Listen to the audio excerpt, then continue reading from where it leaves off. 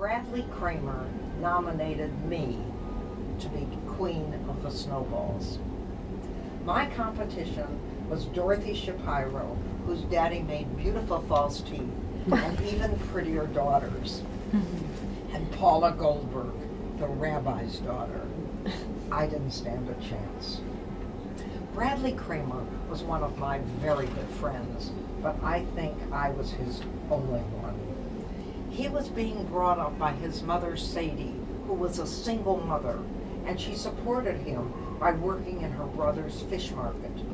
Every morning, Sadie Kramer would get up at 5:30, clean the house, and get Bradley ready for school.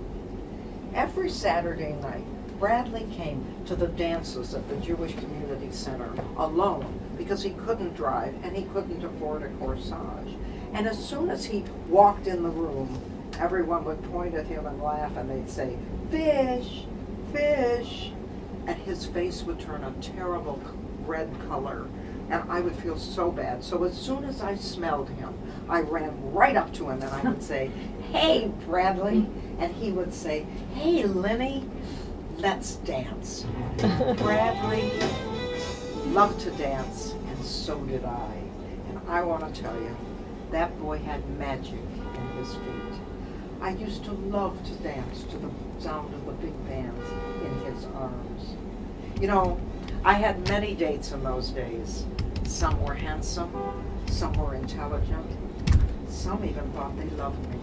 But I never had as much fun as I did with Bradley Kramer when our shoes sparked like flint on stone as we skimmed across the waxed floor of the Jewish Community Center gym. Every January, the center sponsored a contest for Queen of the Snowballs, and when Bradley said he had nominated me, I was shocked and very flattered. The dance was held in the Secor Hotel ballroom, and I wore a purple strapless dress that I rounded out with bath powder nips. Nominees of the Queen of the Snowballs invited their dates, and I invited Paul Benjamin because I had a desperate crush on him. He was a handsome pharmacy student at Toledo University, and he drove a yellow convertible with personalized license plates, PB 500. And every day, I would drive out to Old Orchard to drive by his house and look at that yellow convertible and dream. The night of the dance, I walked into the ballroom and I saw Bradley, and I walked right over to him and he said, "Hey, Lynn, let's dance." The band was super hot that night, and and the style of dancing in those days was to hold your date's hand and move to the beat of the music. And as we moved to the beat of the music, as our bodies crashed together, little mushroom clouds of bath powder erupted from my mouth. And Bradley said, "Gee, Lynn, you smell good." At the end of the dance, Bradley took me back to Paul Benjamin and he said, "Can I dance with you when you win, Lynn?" And I blushed as purple as my dress. "You won't be bad," Paul Benjamin on the shoulder said, "You won't mind, will you?" "Mind what?" said Paul Benjamin. At midnight, Mr. Feldstein took the microphone to announce the winner of Queen of the Snowballs. Dorothy Shapiro smoothed her pageboy bob and adjusted her lipstick. She was the most popular girl in the junior class, and she knew she was going to win. Paula Goldberg tried to look demure and very proper because she was the rabbi's daughter, and I tried to look like a good loser. "Our winner," said Mr. Feldstein, "is little Lynn Miller," and I was shocked. And suddenly I felt very beautiful, even though I was flat-chested and wore braces.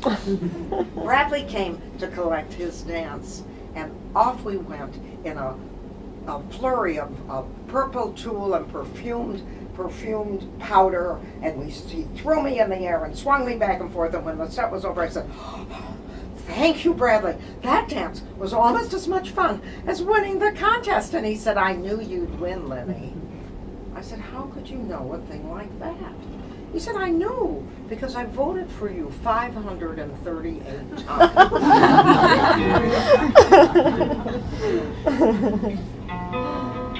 I'm gonna buy a paper doll that I'll can call my own. In 1952, I was a sophomore at the University of Michigan. I was 19 years old, and I met Bobby Golden. I thought he was adorable.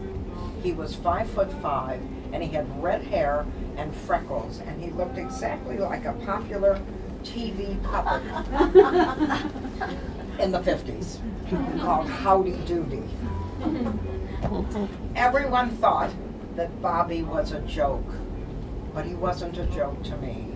He was the first man that I thought I loved and hoped loved me back. Our relationship was not an even one. I always wanted more from it than was happening. And Bobby liked me because I was up for any adventure except sex. My mother had convinced me that if I got involved with a man, it would destroy my life forever. And I was terrified of any intimacy other than holding hands and a bit of groping. Actually, a great deal of groping. But that was the deal breaker for Bobby. The relationships continued through my sophomore year, and in my junior year, I invited him back to our home for the American Thanksgiving vacation, which is at the end of January. It's 4 days, end of November. And my mother pulled out all the stops. She made absolutely exquisite meals, and Daddy was a gem. He helped me entertain this first boy that I had brought home for him to meet. And I introduced Bobby to all my friends as if we were a couple, and I felt very important. The relationship staggered through the rest of that year, and in my senior year, I belonged to a women's sorority, and it was the tradition of the freshman pledges to kidnap someone from the senior class. And that year, I was the lucky one. They always did this in January, so one January night, if anyone knows anything about Ann Arbor, the winters are unbelievably cold. And this one January night, the pledges burst into my room, wrapped me up in a stadium coat and stadium boots, lots of scarves and mittens, and amid much laughter and joking, taxied me to the ZBT house. The ZBT house was Bobby's fraternity, and it was also Stanley Lakin's, a good friend of mine. And when the pledges tied me to a tree outside the ZBT house and began to sing, "It's howdy doody time, it's howdy doody." Everyone knew who it was. So Stanley leaned out the window and he said, "I'm coming down to get you, Lynn, Ruth." And he untied me. We went into the house and we had some hot chocolate to warm up, and then I had to go home. It was 3 in the morning. As I trudged down Washtenaw Avenue in my pajamas and my stadium boots, I walked by the league house where Bobby lived. And I thought, I'm in my pajamas. He's probably in his. Maybe if I knock on his door, something nice will happen. So I climbed up the steps to his door and I knocked on the door. And he opened it, but instead of being happy to see me, he was furious because I had awakened him. He didn't ask me to come in. He didn't hug me. He just stood there. And I was shivering and fighting the tears. And then I looked at Bobby Golden, and I saw who he really was and what he really was to me. And I realized that the romance that I thought we were having was a figment of my imagination. And if I wanted a real relationship, it had to be a two-way street. And that all I was doing with Bobby was trying to prove to other people that I was like other girls, desirable and wanted by the opposite sex.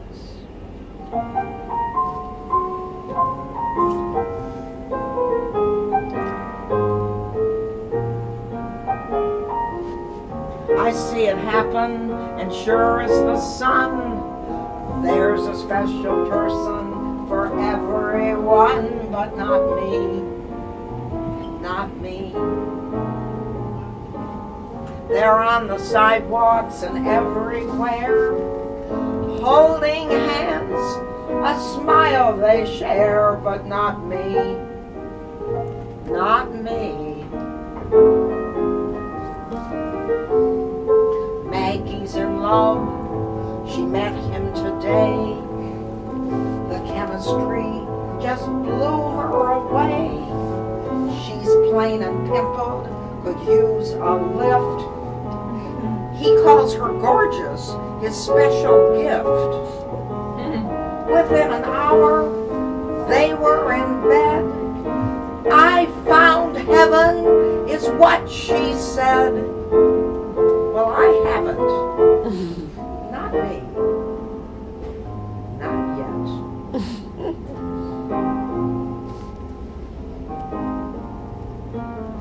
I see it happen, and sure as the sun, there's a special person for everyone, but not me. Not me. They're on the sidewalks and everywhere, holding hands, a smile they share, but not me. Not me. Susan needs love to light up her life. All that she wants is to be a wife. Married at 20, divorced 24, but pretty soon she's up for more. The night he left, she went to a dance. Yes, you guessed it, a new romance. How did it happen? So fast. So fast. So fast. I feel confused and puzzled too. The whole fucking world is 2 by 2. Why not me? Not me. Never me.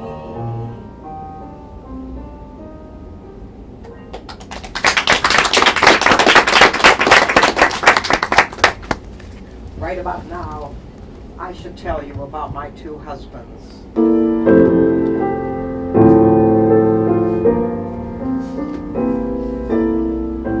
But this story is about the men I thought I loved and the men who loved me. So that doesn't apply.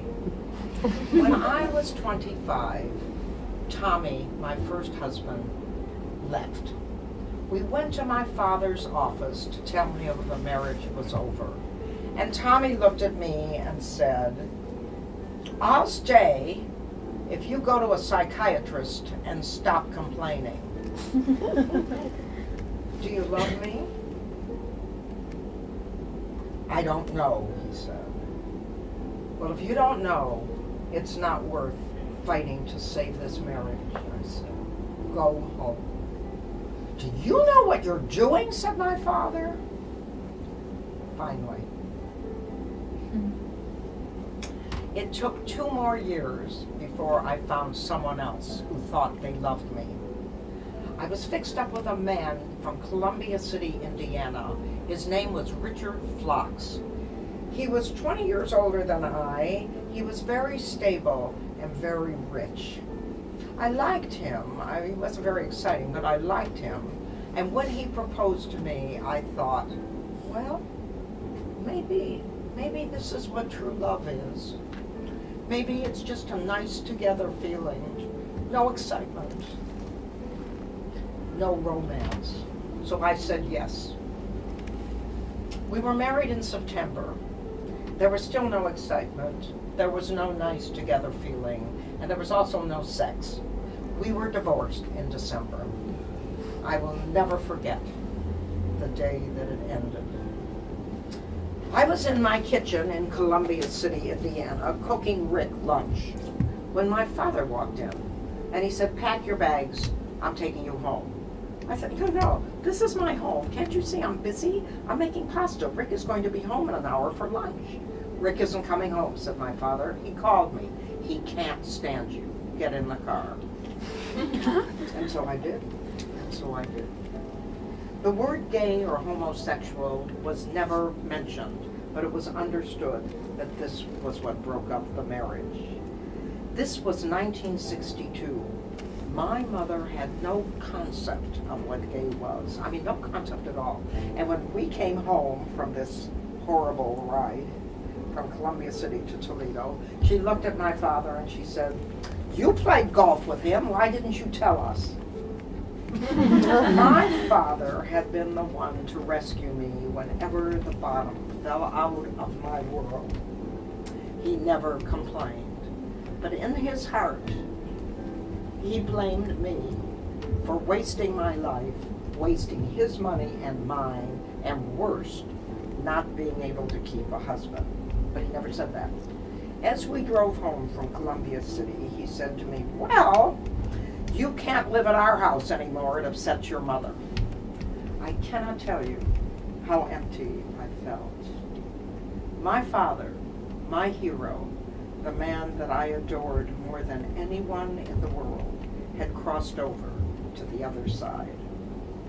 My parents were still alive, but I was an orphan.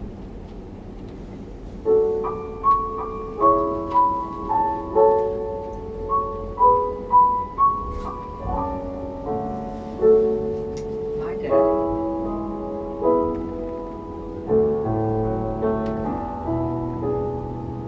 But that great man I loved so much, he wasn't real. I made him up. He was just a picture in my mind, that's all.